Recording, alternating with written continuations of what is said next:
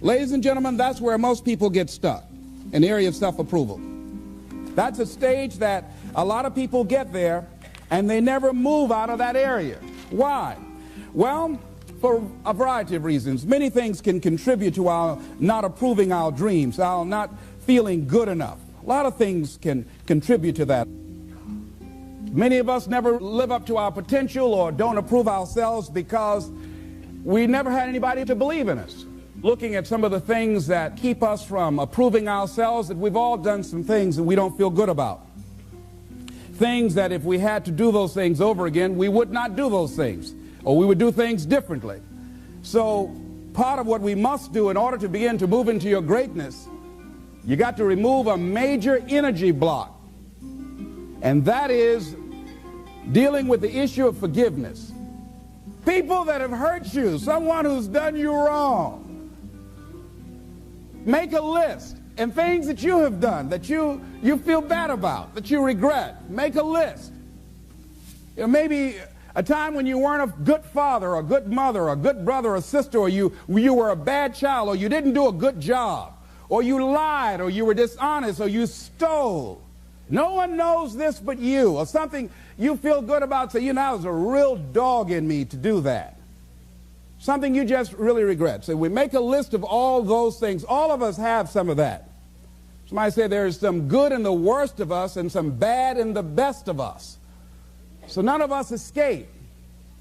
Now here's something I want you to do. I want you to become involved in an active process to get some clutter out of your life. So if there's any area in your life that you need to clean up, start working on it. I'm going home tonight to clean my closets. Any of you got any cluttered closets? Oh, raise your hand, please. Good. Let's go home. Let that be our task this week. See, the first law of the universe is order. Go home and clean the closet out. Get the clutter out. Start letting some of this junk go to make some room for something else. Do that with people. There's some people who's cluttering up your life.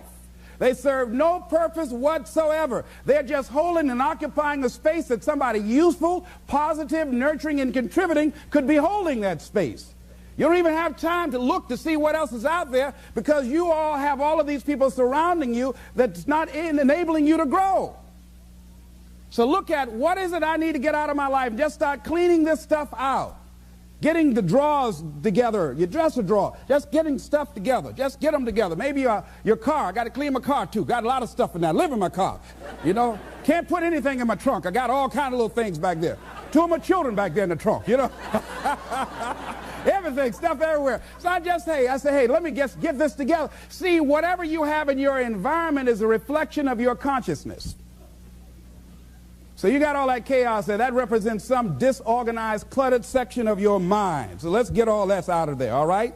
Work to get that out, clean that up. Anybody that you feel very strongly about, have some negative feelings about, let's look at some good reasons to forgive them. Number one, you must try and see what has happened or see things from that other person's point of view. Let's look at it from their point of view. That's one area. That's number one. Then number two, holding a grudge hurts you. It doesn't hurt them. So just for good health and peace of mind, let it go. Any feeling of resentment or anger or hatred is called to me the load of bitterness within. Every thought that we entertain produces a chemical in our brain that impacts the body's immune system. And besides, this person you're hating, they probably are not even aware of it. If someplace having a good time, don't even know you're really hating them. You've turned up the steam, gone from dislike to hate, intense hate. And here you are killing yourself, making yourself vulnerable to various types of illnesses, putting yourself in bad health. And I say that person is not worth your sacrificing your health or 1 minute of peace of mind. 1 minute of anger robs you of 60 seconds of happiness. So decide it doesn't matter. Let it go and experience the dignity and the magnanimous sense of character of being big enough to move on and get on with your life. Letting it go so you can grow. Next step. Lack of self-acceptance, how does it show up? How does it manifest itself? See, all of us have greatness within us. But when you don't come to grips with your greatness and you don't work to develop it, if you're not seeking it out, if you're not finding where it is, if you're not trying to locate it, if you're not experimenting with your life to try and find out what fits for you, I'm saying that you're positioning yourself to be a miserable person, an unfulfilled person. How else do we do it? Procrastination. We just put things off over and over and over again. Why? Because we haven't accepted it. We don't feel deserving. We don't feel that we're good enough. So we sabotage ourselves by not ever taking care of business. We get real busy doing a lot of things where we don't have any time. Well, I'll never forget Og Mandino in the book called University of Success.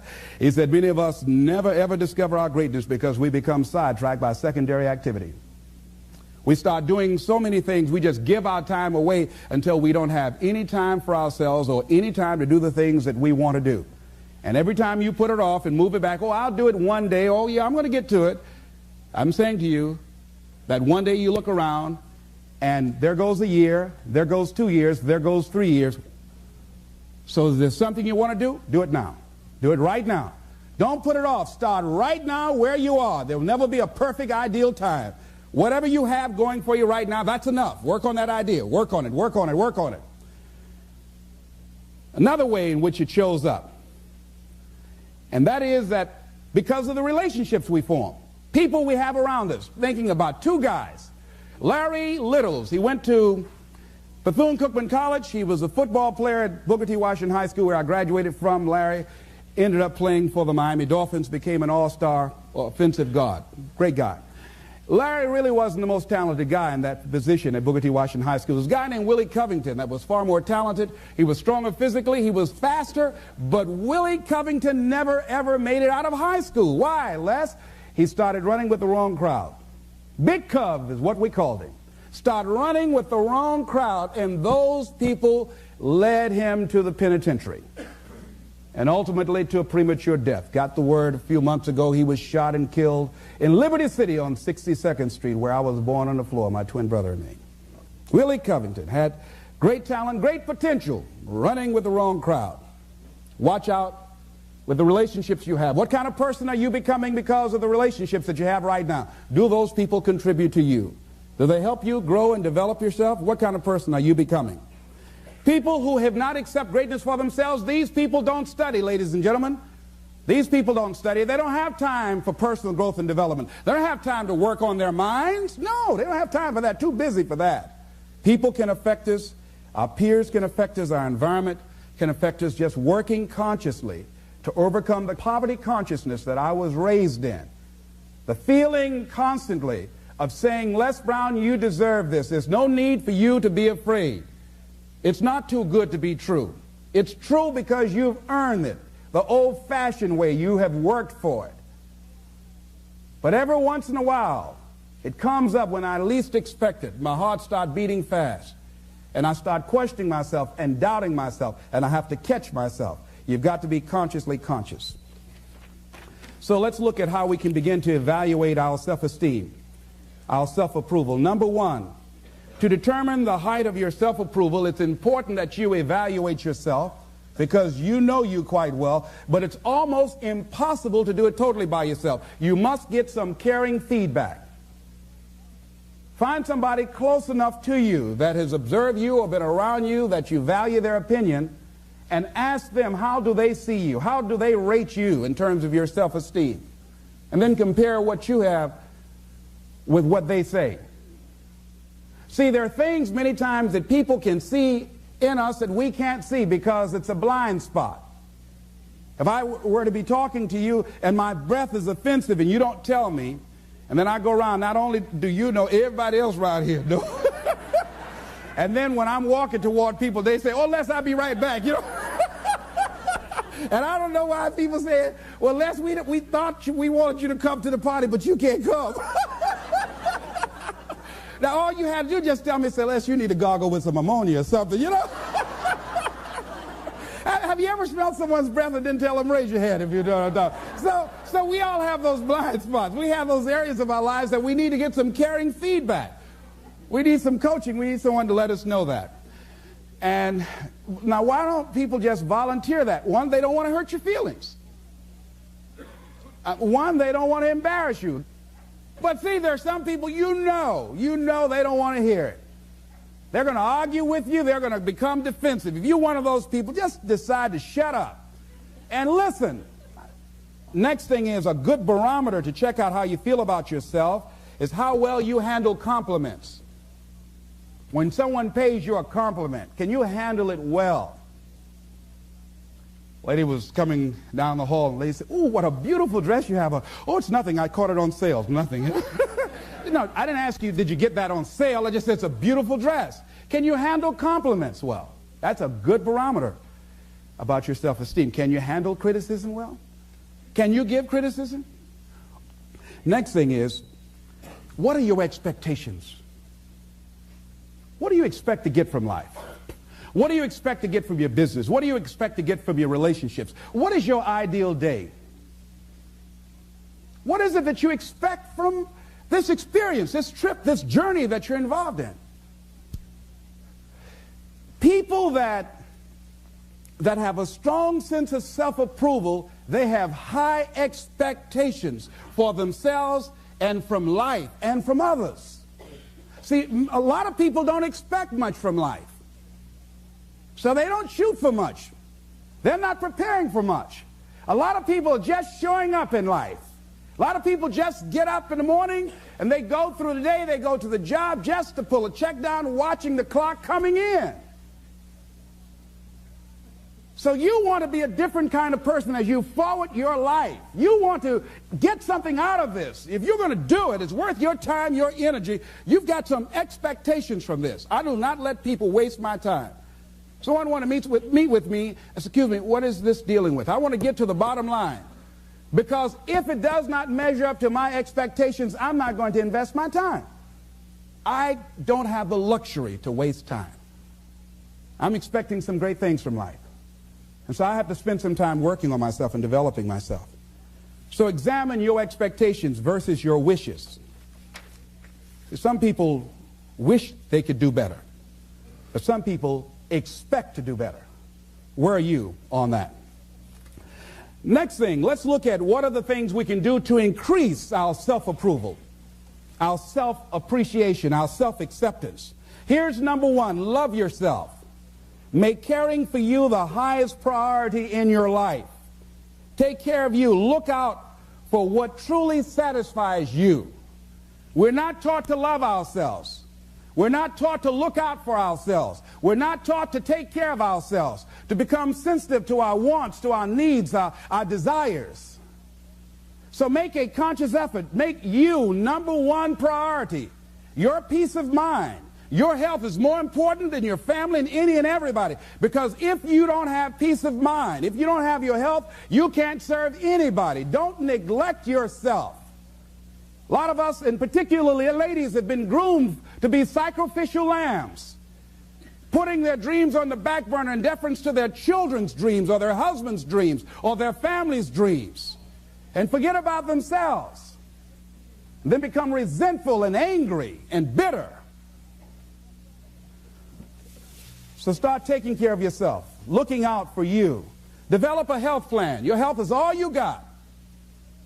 So start taking care of you. Eating nutritious meals, willing to exercise your body, taking care of this body, loving yourself.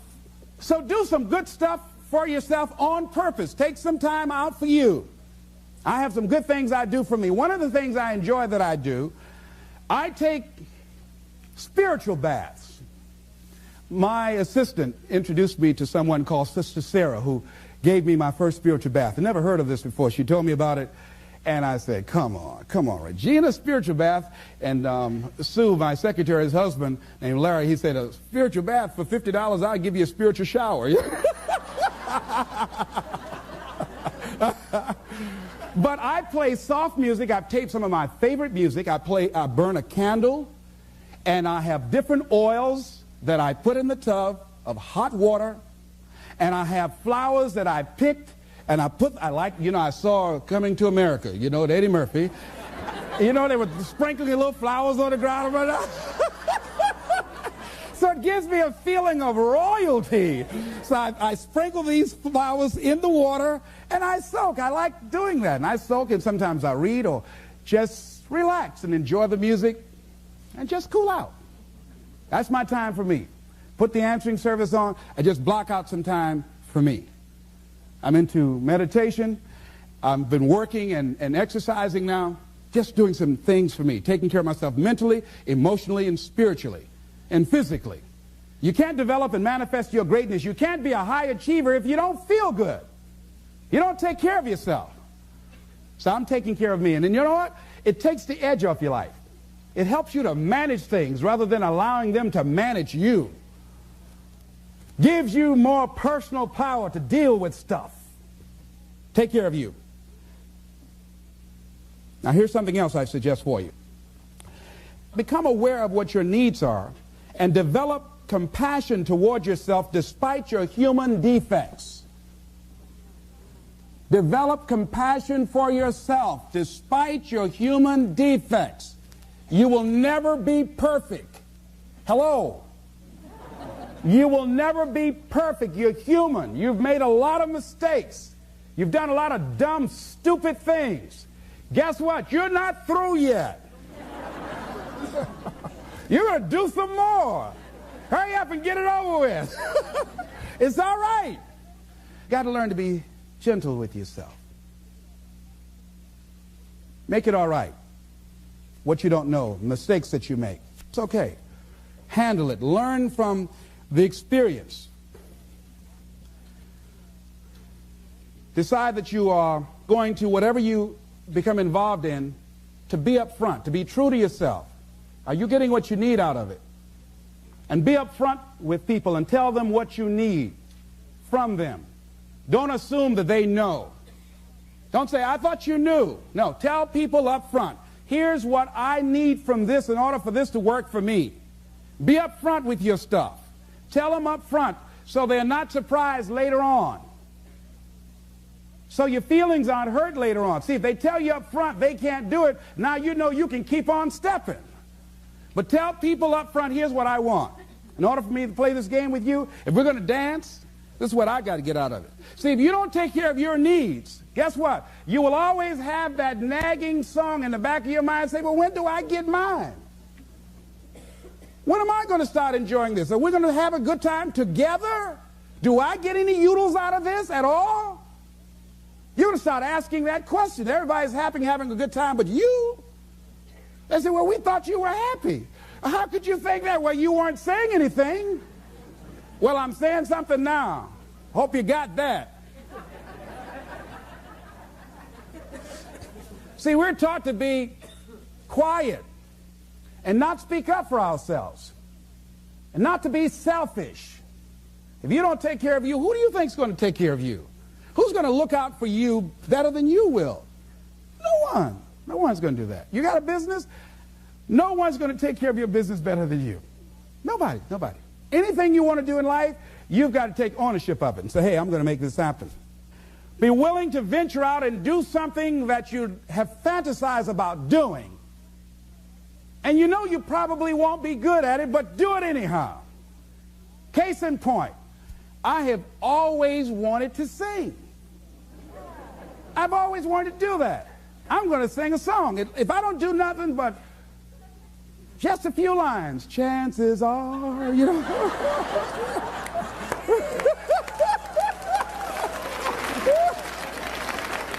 Now, I might not be a Luther Vandross, you know,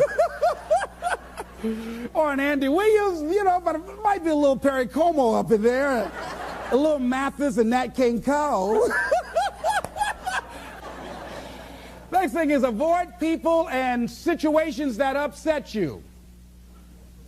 Hello? See, there are some people that know just how to push your button. They know just what to say. So, you know what? I don't even deal with them. I just avoid, excuse me. Hey, I want to talk about something. I understand, excuse me. I'll be right back. Now, you might call that cowardly. But I'm not going to expend any energy arguing with anybody. Life is too short, ladies and gentlemen, and unpredictable. I don't want to spend my time arguing with anybody, so I avoid situations that will get me upset. I don't argue with people. I avoid things. I don't look at movies that frighten me. Last frightening movie I saw was The Exorcist. I never saw another one after that. I never forget going home. At that time I was married and I was blowing the horn, going up into the driveway. I said, "Open the door."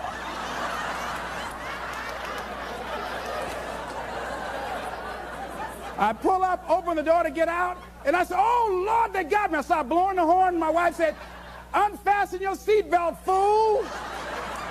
I said, "Oh, all right."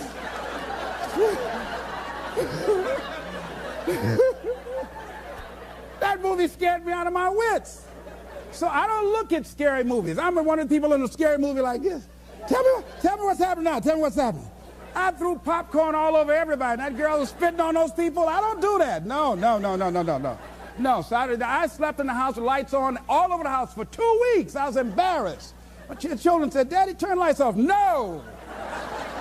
So I just avoid things. I go see comedies. I love Danny DeVito and Steve Martin. I like things that make me laugh, make me feel good. Like the little boy in me. Life is just too serious. Here's something else that can help to increase your self-esteem. Draw the line, ladies and gentlemen. There are certain things that we just go through life just taking, and at some point, you just got to draw the line and just say enough is enough. You got to do that with yourself. Just draw the line. You know, see, how I manage my food choices, I get on a scale every day. If I get to a certain level, that's a crisis level. I just get down, start doing setups right there. Look at, hey, right away. If my income dropped to a certain level, I go crazy. I start working like, you see this callus on my ear? You see that callus right there? That's how that callus got there. You know, my income dropped. And I made 200 calls a day as punishment. Don't you ever let this happen again. Because I'll never be broke again. So you got to draw the line. You just got to draw. There's certain things that you just don't permit. If you got negative people in your life, just warn them. Say, look here. I was talking to someone I love very much, had a just dynamic relationship with. So look here. I can't grow from that. If you're persistent in saying those kind of things to me, I'm saying to you right now, I won't tolerate that. And I will terminate this because I'm not going to expose myself to this type of humiliation. I don't like that. I don't like getting called names and putting each other down. I don't like that. Come back, tell me I'm sorry. No, that won't get it. So you put a nail in a hole, you make that impression, you pull a nail out, that mark is still there. That's not forgotten. We can't extract that from the record. So don't say that to me. So we were talking about something else. Person said it again. Boom. You're a loser. Very good. And you are too, because you just lost a very good friend. I don't choose to be around you anymore. And that was it. I said, that's cold. Maybe it is. But I get people out of my life that aren't good for me. One negative stroke is 16 times more powerful than a positive stroke. And if you have people around you who are not sensitive to who you are, and the people that can hurt you the most, ladies and gentlemen, are the people that you love. That you love. They're the ones that you're vulnerable to. They're the ones that can get to you. And if they're insensitive, I don't care who they are. See, if you don't draw the line with people, if you just let them run rampant in your life, and you let things happen to you that you don't feel good about, if you continue to allow it to happen, you won't feel good about yourself. Your image of yourself will erode. So you've got to draw the line. In the conditions that you find yourself in, here's a jarring question. Why are known hells preferable to strange heavens? Why would people live in a known hell? Why do people just go to a job where they're miserable, day in and day out? Why do people stay together and they're miserable, sleeping in separate rooms, or arguing, or the only thing they have in common is paying the bills? Don't talk, don't communicate, don't share anything together. day in and day out, as short and unpredictable that life is, being mean to each other. Why do people do that? Known hells are preferable to strange heavens because it's familiar. See, life is rough, ladies and gentlemen. It's rough, and it's scary. It's scary growing. It's scary taking a chance. It's scary acting on your intuition, on your guts. It's scary. It's frightening. There are people that's tolerating things right now, and they're immobilized by fear. They can see the hammer coming, and they're afraid to even move because it's scary.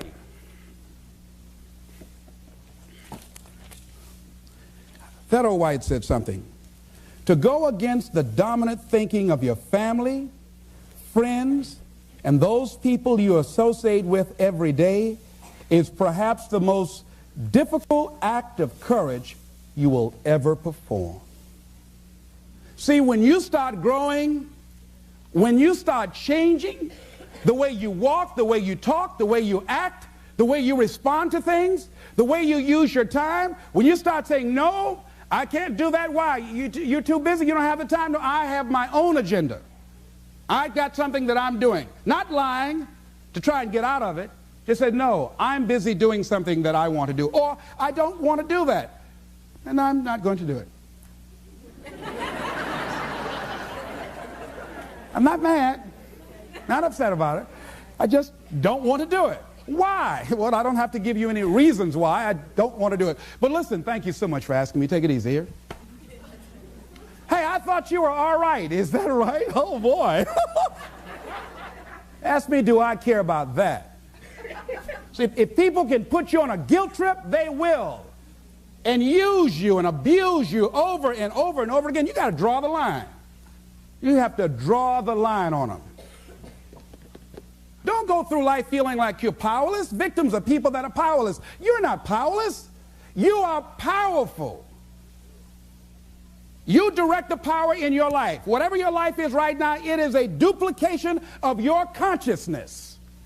It's a result of how you have decided to use your power. That's all it is. That's not who you are. That's just a perverted use of your power that you aren't satisfied with. And you've got the power to change that. Wherever you are, how, I don't know. But I know you've got the power to do that. But you don't know what has happened to me. It really doesn't matter what has happened to you. See, the only thing that really matters is, what are you going to do about it? That's all that matters. That's all that matters.